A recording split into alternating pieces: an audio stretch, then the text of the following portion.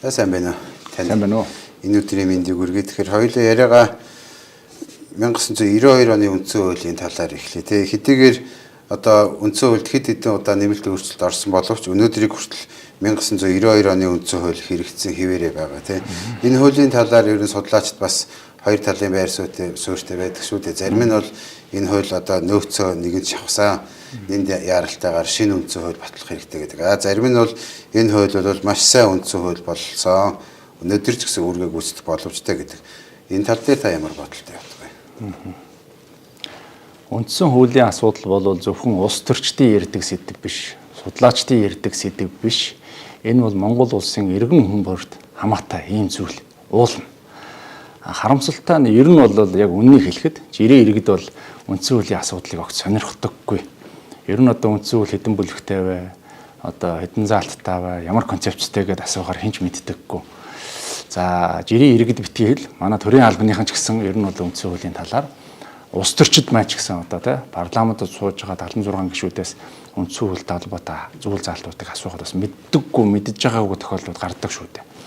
Тийм учраас эхний үндсэн хуулийн тухай асуудал ярихад эхлээд үндсэн хуулийн мэдээллийг ард түмэндээ сайн түгээж өгөх, боловсруулжуулах, одоо боловсролд нь анхаарах, үндсэн хуулийн боловсролд анхаарах энэ хамгийн нэгдүгээр зайлшгүй асуудал. Хоёрдугаарт ерөөсөө 90 онд чинь Монгол улсын хүн ам ямар байсан юм? 2 сая гаруй хүнтэй байлаа тийм ээ. Одоо 3 сая 500. Тэр үед Монгол улсын эдийн засаг ямар байлаа? Одоо нэг хүнд ноогдох дотоодын нэмэлтээр $500 үржсэн юм уу? Одоо $6,000 үрчихлээ тийм ээ. Нийгмийн эдийн засгийн бүх харилцаа чинь зах зээл талаасаач тэр, өрх талаасаач тэр, төр талаасаач тэр бүгд шал өөр төвшөнд очихлоо. Тэгээд энэ бүх зүйл өөр болцоход хахад яагаад хамгийн анхныхаа энэ үндсэн хуулиар ингэ яваад байгаа юм бэ гэж. 92 оны 1 сарын 13-нд баталсан үндсэн хууль маань үндсэндээ нэг шилжилтийнхаа үүргийг бол гүйцэтгэж байгаа юм би бол харж байгаа. Гэхдээ энэ дээрх сонин тухайн үед үндсэн хуулийг батлалцж байсан, хилцэж байсан депутатууд, ардын их хурлын депутатуудын хэлсэн үгэнд байдаг юм байлээ. Тэр их сурвалжийг уншаад үзэхээр бид бол өөрсдөө үндсэн хуулийнхаа концептыг бас ойлгохгүй байна. Ер нь бол одоо ямар ч бас нэг шилжилтийн үн хүнд зүйийг даваад гарах нэг юм үндсэн хуулийг одоо батлах нь зөвөө гэж хэлжсэн депутатууд байдаг юм байлээ. Энэ бол батлагдсан гэж би хардаг. За 3 дугаар фактор бол ерөөсөө одоо хувийн бизнестэй ч тэр хувийн компанидар ч гэсэн жишээ аваад хэлэхэд хяналтгүй одоо тий зах замбраагүй одоо энэ явдал бол одоо хэрэгс итэрсэн. Хэрвээ компани хяналтгүй бол тэгэл дампуурна шүү дээ. Гэтэл төр өөрөө хяналтгүй байгаа байхгүй юу? Өнөөдрийн 76 дээр мөнгө тэнгэрэл оршиж байна. Тэрийг хэн ч хяндаггүй. Та өөр энийг мэдж байгаа. Тэгэхээр ямар ч хяналтгүй зөвхөн одоо намаас бүрдсэн энэ парламент өөрөө ямар хуу одоо хэмжээнд нэр хүндэнд байгаа, ямар хэмжээнд нэр хүндээ алдчихад байгаа, ард түмэн түүнийг одоо итгэхгүй үл итгэх энэ ойлголцол энэ үйлдэлийг харуулж байгаа нь өөрөө энэ үндсэн хуулийн хямрал тавиачж байна гэж би бол үзэж байна. Тийм учраас бид нар системээр нь тий одоо системийн асуудал гэдэг чинь үндсэн хуулийн асуудал шүү дээ. Бид нар ер нь системийг солино гэд мэдээж хувьсгал хийж чадахгүй, буун дуу гаргаж чадахгүй, хүний аим хөрөөж чадахгүй. Тэгэхээр соёлтой одоо бас иргэндээ ээлтэй ийм одоо зохион байгуулалттай ийм өөрчлөлт реформыг хий гэвэл үндсэн хуулиасаа л эхэлж хийнэ. Өөр арга зам байхгүй. Энэ бол одоо биднэрт шилжилтийн үндсэн хууль бол шууд хэлэхэд хугацаа нь бол дууссан, үүргээ бол хангалттай сайн гүйцэтгсэн, хийсэн хүмүүс нь сайн хууль хийсэн. Одоо биднэрт хөгжил дэвшлийг авчрах шинэ үеийн үндсэн хууль хэрэгтэй. Тэгэхээр та бас яриандаа дурдлаа тий системийн өөрчлөлтийг хэрэгтэй гэж байгаа. Үндсэн хуулийг ярих бол зайлшгүй төрийн тогтолцоо засаглалын талаар ярих нь мэдээж хэрэг тийм ээ. Тэгэхээр Монгол улсад ер нь ерөнхийлөгчийн засаглал тохирох уу, эсвэл парламентын засаглал тохирох уу тий эсвэл бүр парламентын хоёр танхимтай засаглал тохирох юм уу? Энэ тал дээр хүмүүс бас маш олон байр суурь илэрхийлдэг. Та үүн дээр ямар бодолтой байдаг вэ? Яг улс төрийн би одоо нэг улс төрийн намын төлөөлөл учраас улс төрийн намуудаа яриа л та. Улс төрийн намууд бол концепцаасаа болоод одоо жишээ нь харьцангуй одоо үндэсний үзлийг илэрхийлж байгаа давмгай концепцийн намууд бол ерөнхийлөгчийн засаглалыг дэмждэг. Харьцангуй либерал үзэлтэй юм уу, харьцангуй одоо зүүн төвийн ч юм уу намууд бол сонгодог парламентын засаглалыг дэмжиж явах жишээтэй. Ард түмэн бол бас энэ дээр бас л ерөнхийдөө нэг хуваагдсан байр суурьтай байдаг шүү дээ.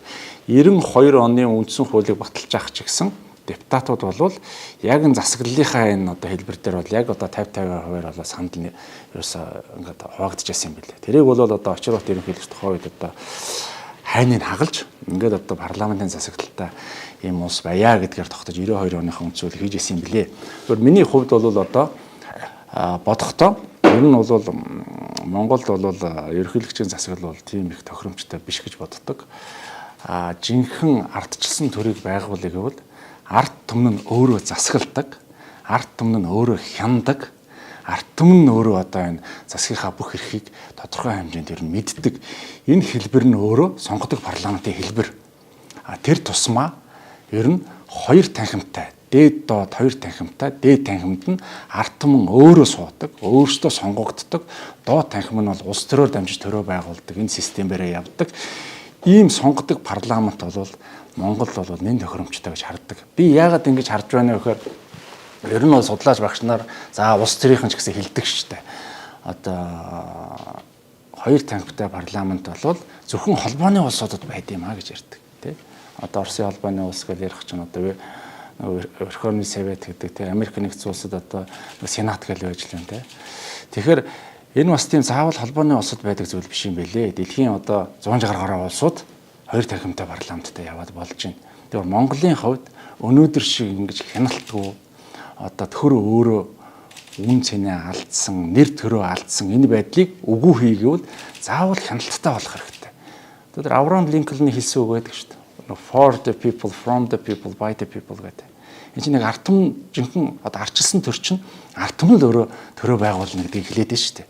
Тэгэхээр бол Монгол улсад одоо хамгийн гол одоо гарцсан жинхэнэ ард түмэн сонгогддог. Тэрс намуудаас биш. Ард түмэн сонгогддог дээд танхимтай ийм одоо хоёр танхим бүхий сонгодог парламент байгуулж чадвал энэ чинь хяналттай. Ард түмэн чинь улс төрийн намуудаа хянаа явуулна гэсэн үг. Ард түмэн чинь тэр бүлэглүүдээ хянаа явуулна. Ард түмэн бол мэдээж одоо хинээс ч одоо дээгүүрл одоо ариун сэтгэл тээж улс орныхоо төлөө гэсэн ийм үнэнч одоо цэвэр хариун ийм парламентыг байгуулж чадах болов гэж би хувьдаа итгэж явдаг. Тийм учраас энэ хоёр танхимтай парламент тэр тусмаа сонгодог парламентыг Монгол улс одоо тэрийг эрх барих дээд байгууллага боловч парламентын засаглалтаа бас байх ёстой гэж би бодож явдаг.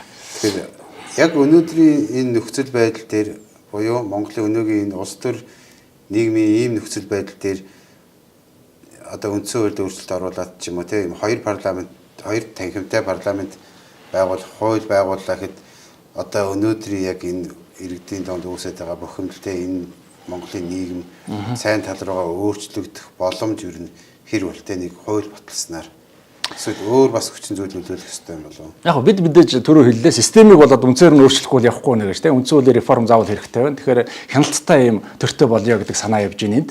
Энэ бол тийм буруу зүйл биш байхаа гэж бодож байна. Хоёрдугаар ерөнхийдөө энэ үндсэн хуулийн асуудаг бол заавал бүх ард түмнэрээ хилцэж шийднэ. Ганцхан шийдэлнэ. Тэрээс нэг хэдэн улс төрийн хүчин ч юм уу хэдэн нам юм уу ганц нам юм уу нэг бүлэглэлүүд юм уу хэдэн баян улсууд нийлээд шийдэх асуудал огт биш. Энэ бол яг үндсэн хуулийн одоо асуудлыг реформ хийх хэмжээнд шийдэх юм уу эсвэл одоогоор нь байлгах юм уу эсвэл одоо зарим нэг өөрчлөлтүүдийг хийгээд явах юм уу гэдгийг бүх ард түмэн одоо хилцчээ шийдэх ёстой. Би бол ингэж л боддог. Тэгэхээр яг үүнтэй холбоотой асууд үндсэн хуулийг бүх ард түмнэрээ хилцүүлэх ёстой гэж байна. Гэтэл 2017 оны үндсэн хуулийн өөрчлөлт сүүлд 2023 оны үндсэн хуулийн нэмэлт өөрчлөлтийг хийхдээ одоо санамсаргүй төврийн аргаар гээд 2017 онд 700 орчим хүн билүү тий 2023 онд болохоор 1500 орчим хүнийг сонгоод төрийн ордонд одоо зөвлөгөө маягийн зүйл хийгээд явсан шүү дээ. Тэндээс гарсан саналыг одоо тусгамж гэдэг юм уу тий. Энэ ер нь үнэхээр санамсаргүй аргаар сонгосон юм болов уу? Тэгээ энэ зөвлөгөөнгээ чи ард ер нь яг юу болж өнгөрсөн бэ? 2017 онд батлагдсан хууль те зөвлөлдөх санал асуулгын тухай хууль тийм ээ зөвлөлдөх санал асуулгын тухай хууль 2017 онд батлагдсан. Энэ зөвлөлдөх санал асуулгын тухай хуулийг ашиглаад 2019 онд одоо 2019 онд тодорхой хэмжээний өөрчлөлтийг хийх саналыг авсан. За саяны 2023 оны одоо өвөл тийм ээ одоо энэ зөвлөлдөх санал асуулгын энэ хуулийн дагуу зөвлөлдөх зөвлөл гэж байгууллагаар одоо энэ үндсэн хуулийн хоёр том өөрчлөлтийг болвол саналыг хилцүүлж ард түмний саналыг авсан. Тэгээ энэ ард түмний санал авах өөрийн төврийн аргаар 800 хүн цуглуулад ч юм уу 1000 гаруй хүн цуглуулад төрийн ордонд хоролдуулаад та бүхэн бол одоо 3 сая 500 мянган хүний төлөөлөл юм аа. За одоо ингээд улсын хурлын гишүүдийг 76 гэдэг тоог 120 одоо болох уу тийм ээ. За эсвэл одоо юу гэдгийг энэ сонгуулийн явахын хэлбэрийг хагас пропорционал болгох уу гэдэг асуудлыг бол энэ улсуудаас асуусан шүү дээ. Гэхдээ ер нь бол энэ зөвлөлдөх зөвлөлийн энэ арга бол нөгөө deliberative poll гэдэг тийм. Энэ арга бол Хойд Америкт бол хэрэглэгдэг арга. Гэхдээ нэг тийм local шин чанартай, орон нутгийн шин чанартай асуудлуудыг л шийдэхэд энэ аргыг хэрэглэдэг. Одоо жишээлбэл зарим нэг стейтүүд дээр, зарим жижиг мужууд дээр нэг дид бүтцийн ч юм хөрөнгө оруулалтын ч юм уу нэг санал асуулга явах хэрэгтэй боллоход энэ аргыг хэрэглээл асуудал шийддэг. Тэрнээс биш ерөнхийдөө энэ үндсэн хуулийн асуудлыг, энэ том асуудлыг энэ аргаар бол хязгаарч ерөнхийдөө олон улсад бол шийддэггүй. Манайхан бол ингээд тэр зүүн Монгол ардын намынх бол харамсалтай нэнийг бол шийдэж байгаа нь би өөрөө зарчмын буруу гэж үздэг. Ер нь энэ зүүн Азийн орнууд ч гэсэн энэ зөвлөлдөх зөвлөлийн аргаас бас жоохон татгалздаг шүү дээ. Ерөнхийдөө энэ үндсэн хуультай холбоотой асуудлыг шийдэх, улс орны томоохон хэмжээний энэ асуудлуудыг шийдэх энэ асуудал дээр бол энэ бол тийм зөв арга биш гэж боддог. Би зүгээр сонирхолтой жишээ хэлэхэд өнгөрсөн одоо 23 онд одоо энэ үндсэн хуульд орсон хоёр том өөрчлөлт байна шүү дээ. Парламентын гишүүдийн тоог одоо маш ихээр нэмлээ. За энэ сонгуулийн хагас пропорционал одоо энэ хэлбэрийг оруулж ирлээ те. Энэний энэ асуудлыг санал асуулган дээр тэр зөвлөлдөх зөвлөлийн тэр аргаар орж ирсэн энэ одоо төлөөллийн тэр одоо хүмүүс маань эхний санал асуулганд 71% нь ерөөсөө энэ үндсэн хуульд ингэж хоёр өөрчлөлт хийх биш, үндсэн хуулийн реформ цоошноор хийх одоо үндсэн хуулийг бүр маш ихээр өөрчлөх ёстой гэсэн санал өгсөн юм байлээ шүү. 71% нь. Яагаад ч юм тэрийг зохион байгуулж байсан улсууд энэ саналыг бол одоо эрх баригчдын одоо тухайн үед бол ашиг сонирхол нийцээг учраас ерөөсөө авч хэлцээгүй. Тэднэрт одоо 2 цагийн лекц уншсан. За тэгээд одоо тэд ч хөдөө гадаанаас ирсэн улсууд нь дээл гонортойгоо халуутсан ба хоол унданд оруулсан. За тэгээд дахиад одоо санал хураагаад ингээд нөгөө одоо энэ хоёр үндсэн хуульд орвол хоёр өөрчлөлт дэмжигдсэн ийм үр дүн гараад ингээд одоо хаврын шулганаар бол одоо энэ хоёр одоо өөрчлөлт батлагдаад ингээд явсан. Ард түмэн бол яг юу хэлж ийм гэхээр наа 76-ч одоо 126 болоод үндсэндээ зарчмын нэг өөрчлөлт гарахгүй дээ гэдгийг ард түмэн бол бүгд хэлж байгаа байхгүй юу. Тэрнээс биш ард түмэн бол одоо парламентын гишүүдийн таг нэмээд өгөөч гэж ерөөсөө хэлээгүй шүү дээ. Эдгээр бол төлөөллийн арчлалыг сайжруулж ийн гэдэг юм яриад байгаа. Яг үндэ бол төлөөллийн арчлал гэдэг бол өнөө манад алдагчаад байгаа шүү дээ. Тойргоос сонгогдож байгаа их хурлын гишүүн одоо аймагаас жижиг мажоритараа сонгогдож байгаа их хурлын гишүүн яг үндсэндээ бол тэр тойрог дээр л усалсаар байгаа л 4 жил тэр тойрог дээр л одоо төсөв хуваарлж аваад усын төсөөс мөнгө аваад тойроглож л хандж иж байгаа шүү дээ. Гэхдээ тангар өргөхдөө Монголын одоо бүх ард түмний те ашиг сонирхлын төлөө ажиллана гэж тангараг өргөдөг. Тэгэд эн чинь үндсэн хуулиудаас нийцдэг, үндсэн хуулиас ч гэсэн зөрчсөн нөгөө төлөөллийн арчил чинь өөрөө эвдэгдсэн, нийцдэггүй ийм зүйлсүүд одоо яваад байгаа байхгүй. Тэгэхээр энийг бол үндсэндээ энэ үндсэн хуулийн хувь зүйтэй холбоотой асуудлыг бүх ард түмэн референдум хийж шийдэх хэрэгтэй. Гэхдээ л эцэст нь бид өгнөд хэлэхэд биднэрт бол үндсэн хуулийн реформ хийхээс одоо өөр арга байхгүй. Одоо үндсэн хуулийн реформ хийхийг гэхдээ хийх үгүй эцсийн шийдвэрийг бол одоо ард түмэн л гаргана. Ард түмнээс 100% саналыг асуугаад за хийя шинэ үндсэн хуулиа хийя гэвэл одоо энийг төр засаг өөрөө зохион байгуулалт хийх ёстой. Би бол тэгж л бодож байна.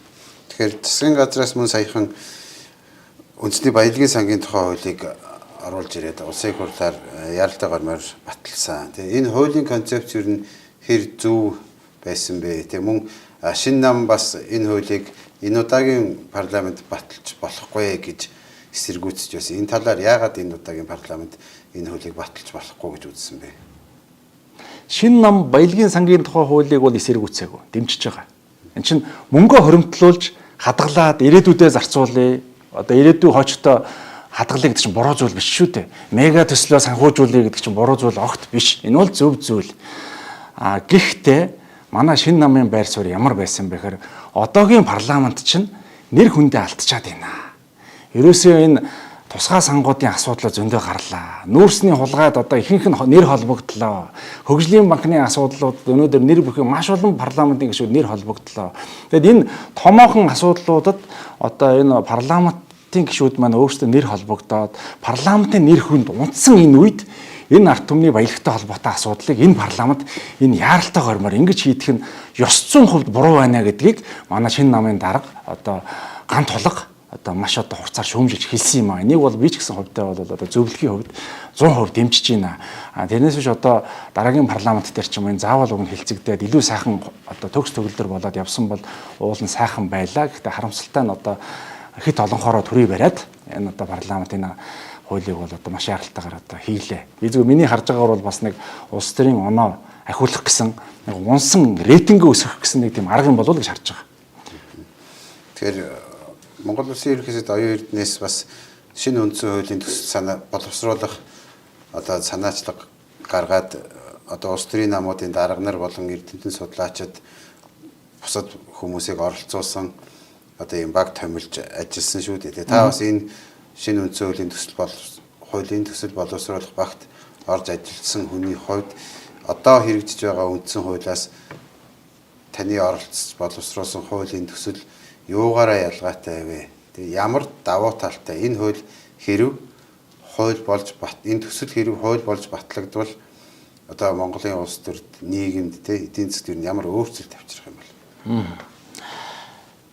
2022 оны 7 сарын 20-нд ерөнхий сайд оюун эрдэнэ ерөнхийдөө энэ үндсэн хуулийн энэ реформ хийх асуудал дээр ерөнхийдөө санаачлаг гаргаж ажилласан.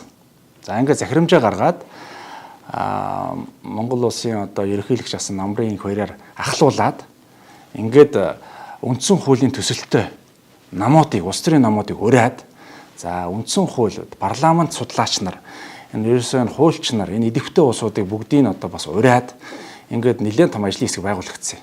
За тэгээд энэ ажлын хэсэг бол 3 сар гаруй ажиллаад ямар ч байсан нэг тийм манайхаар драфт гэж нэрлэдэг те төслийг бол бэлдээд одоо 2022 оны 12 сард ерөнхий сайдад одоо гардуулж өгсөн.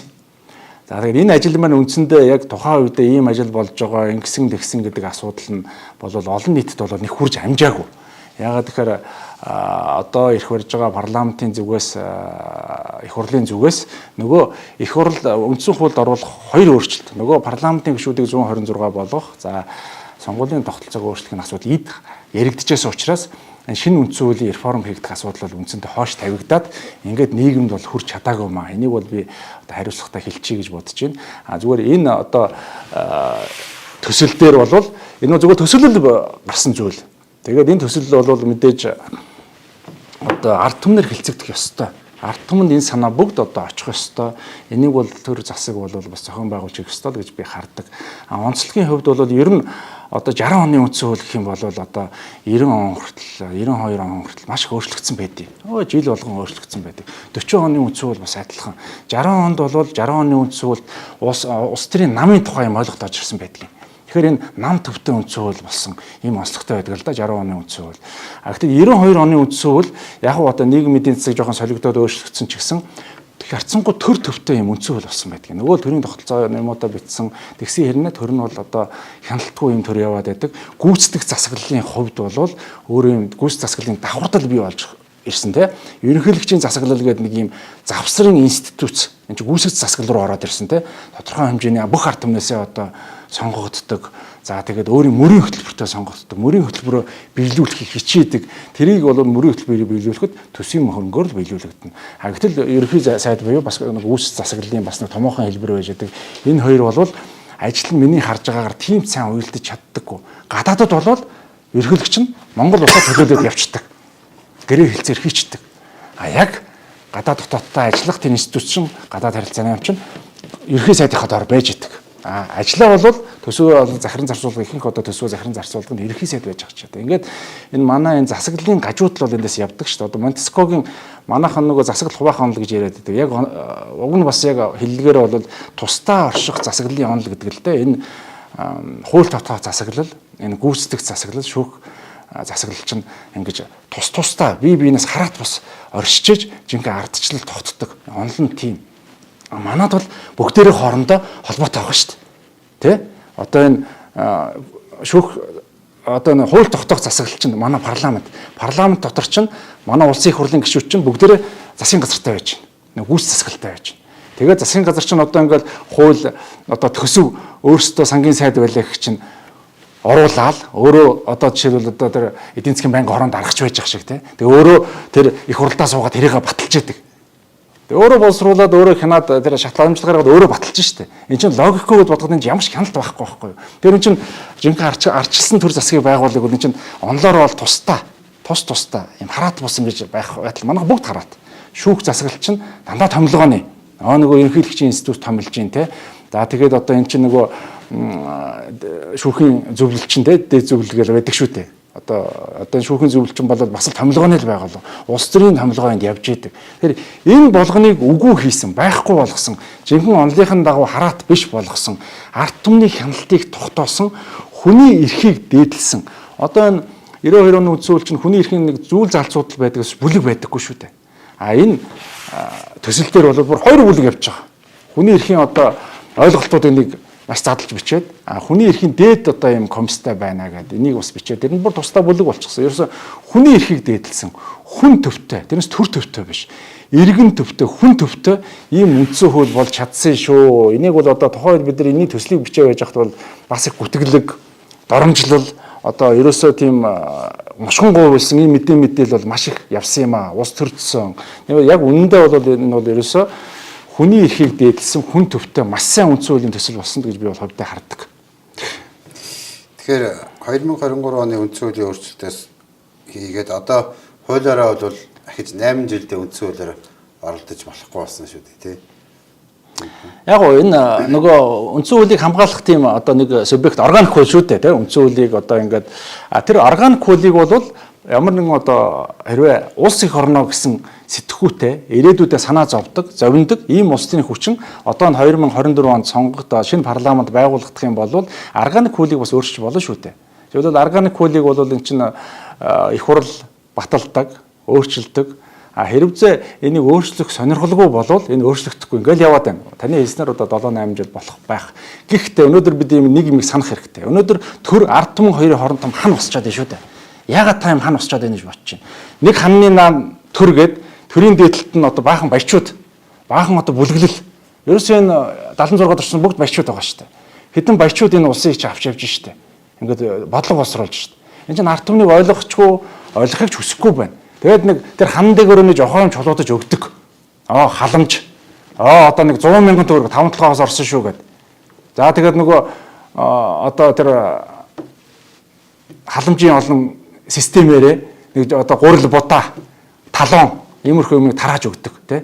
Тэгэхээр чин систем өөрөө хийм байгаад байна шүү дээ. Энийг өөрчлөе л гэж байгаа шүү дээ. Энийг өөрчлөж ардтан бол энийг хүсэж байгаа. Тэр хан байх ёсгүй байхгүй. Тэр төр гэдэг юм чи өөрөө ардтан байх ёстой байхгүй.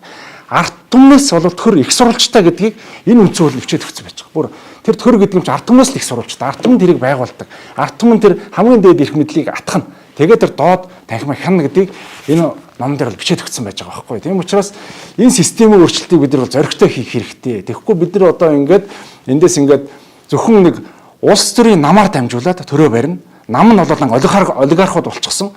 Бүгдээрээ концессион авдаг, тендер авдаг, нүүрснийхээ улгаа хийдэг. Хөгжлийн банкаа хуваагаад ичдэг. Одоо тусгай сангуудаа бүгдийг хуваагаад ичдэг. Одоо жидүү гэтэл 16 оны аль 16 оны кейс шүү дээ, тий. 20 оны кейс. Жидүү. 20 оны сонгуулийн кейс шүү дээ. 16 оноос хавлал явсан. 17 онд Эрдэнэт ерхий сайд хийсэн байлээ. Тэгээд бүгдээрээ л тухайн үед ирэх хуржсэн намууд нэг тэрбум төгрөг хувааж авсан. Одоо тэгэхэд дахиад 24 онд дэвшнэ гэж явж шүү дээ. Энийг өөрчлөх цаг болоогүй юм уу, тий. Энийг өөрчлөх ёстой байхгүй. Энийг дахиад би хэлье. Үндсэн хуулийн реформыг зоригтой хийх хэрэгтэй. Жинхэнэ засаглалын эрхийг ард түмэнд нь өгжээж, ард түмчийг хянжээж энэ асуудал шийдэгдэнэ. Энийг л би дахин хэлмээр байна. Гэхдээ хүний эрхийг дээдэлсэн. Тоталитар тийм хууль байж болохгүй байхгүй. Хүний эрхийг дээдэлсэн, эрх чөлөөг дээдэлсэн. Хүн төвтэй, иргэн төвтэй жинхэнэ арчилсан үндсэн хууль бид нар хийж чадвал чадсан цагт ер нь бол чадахыг мэрийгээд энд бол тодорхой хэмжээгээр одоо бид нар төслийн боловсруулчихсан. Ингэсэн цагт бол хөгжлийн шинэ үндсэн хууль ирнэ. Монгол улс тэр үед хөгжин ийм үрлэгэн төсвөөр мөнгө иддэг, ийм их одоо төсвийн мөнгийг одоо гарын салаагаараа урсгадаг энэ бүх байдал үгүй болно л гэж би харж байгаа. Яг үүнтэй холбоотой асуулт нөгөө талдаа бас үндсэн хуулиараа ингэж байнга оролцох нь буруу гэж ярих хүмүүс бас байдаг. Гэтэл Монгол улсд сая таны ярианд дурснаас төрдснээр 1960 оноос хойш бол нэг хэсэг баг жил болгон өөрчлөлт оруулж ирсэн гэж байна тийм. Мөн хүмүүс бас зарим судлаачид ярьдаг нэг Америкийн нэгдсэн улсын үндсэн хууль бол ойрхон хугацаанд бас ингээд нэмэлт засвар юмнуудыг хийдэг гэж байна. Ер нь үндсэн хуулиараа ингэж оролдох нь зөв үү буруу юу? Оролдлоо гэхэд сайн эсвэл сөрөг ямар үр дагавар авчирдаг юм дэлхийн нийтийн ер нь жишээ байгаа. Хамгийн энгийн жишээл ярил л да хоёлаа. Ингээ оролдоно гэдэг чинь их тийм муухай үг хэллэг хэрэглээд байна л да. Ямар оролдоо бол те. Энэ бол оролдож байгаас бол ерөөсөө энэ бол ерөөсөө л энгийн бүр залуучуудтай хандаж хэлэхэд энэ бол бүтээгдэхүүн сайжруулалт. Бүтээгдэхүүн сайжруулалт нийгмийнхаа хөгжлийг дагаад байнга явж явах хэрэгтэй. Нийгмийн захиалгаар байнга явдаг зүйл. Энэ бол өндөр хөгжилтэй орнуудад иргэний нийгэм төлөвшсөн ардчлал өндөр хөгжсөн орнуудад энэ бүтээгдэхүүн сайжруулалт байнга явдаг юм аа. Энэ бол нөгөө төрд гарсан нөгөө олигархууд, хулгайч нар энэ өөрсдийн эрх мэдлээ мөнхөд хадгалахын тулд ард түмний тархийг угааж байгаа. Тэр буруу мессеж өгж байгаа. Тэгээ үндсэн хууль гэж нэг тийм бурхан шугам бичсэн юм байдیں۔ Ерөөсөө тэрүүгээр оролдож болохгүй. Энийг оролдвол та нар баларна шүү гэдэг энэ худлаа гүтгэлгийн шин чанартай буруу мессежийг дандаа өгж яадаг байхгүй юу? Одоо Италийн үндсэн хуулийг хараад үзээрэй. Израилийн үндсэн хуулийг хараарай. Би бүр жишээ ярихад Польшийн үндсэн хууль. Яг манайх шиг Польш ч социалист улс байж байгаад капиталист болсон. Тэгээд энэ 92 оны үндсэн хууль шиг хуулиа баталсан юм байлээ Польш. Мөн удалгүй 96 онд энэ ерөөсөө энэ хууль бид нар буруу баталсан байна га тэр үндсэн хуулиа бүр болоод дахиад бүр үндсэн хуулийн реформ хийгээд бүр 90-ад оны дунд үед бидний одоо хийх ёстой хөгжлийн үндсэн хуулиа Польшууд монголчуудаас илүү ухаантай учраас хийчихсэн тийм ч учраас өнөөдөр Европын холбооны одоо еврозоны хамгийн хүчирхэг эдийн засгтай улсуудын нэг болцсон. Дотоодын нийт бүтээгдэхүүн нь одоо бүр суг өсөж штэ. Ард түмний амьдрал маш сайжирчихсан. Ардчлал тэнд тодорхой хөгжсөн явж байгаа байхгүй. Тийм учраас бид нар энэ үндсэн хууль гэж юмыг одоо өөрчилж болдгоо маа. Энэ бол одоо нэг тийм бурхан шугам бичсэн юм аа гэж яриад байдаг бол хамгийн буруу зүйл ээ. Өнөөдөр энийг улс төрчид зоригтой хэлэх хэрэгтэй. Улс төрчид чи өөрсдөө үндсэн хуулийг мэдэхгүй шүү дээ. Тэгээ мэдэхгүй юм аа болохоор ярьж чадахгүй. Одоо үндсэн хууль гэдэг ярихаараа одоо нэг тойр цутаасан шудраг шууд ингээ энийг хэлчих юм хүн олдохгүй шүү дээ. Өөрөөр судлаач нар хэлээд байдаг. Судлаач нар чинь тэр жижигхэн хүрээндээ л хэлэх хаяа нэг телевизээр ярьж ийн энийг улс төрчид гаргаж ирж хэлэхгүй болохоор олон нийтэд хүрэхгүй. Тэр өөрөө энийг бас яг оюун эрдэнэ ерөнхий сайд бол ингээд хийх гэж үзсэн бас нэг зориг гаргасан. Тэгээ тэр нь бас явсан гол харамсалтай. Тэгэхээр бол оюун эрдэнэ ерөнхий сайд одоо үнэхээр одоо хүчтэй ерөнхий сайд гэдгийг харуулах хэрэгтэй. Дахиад энэ үндсэн хуулийн реформыг сайхан ярих хэрэгтэй л гэж би бодож байна. За баярлалаа. За баяртай. Тэгээ сайхан ярилцлага студидтэй өрсөн танд бас баярлалаа. Танай хамтлан бүгдэнд нь баярлалаа.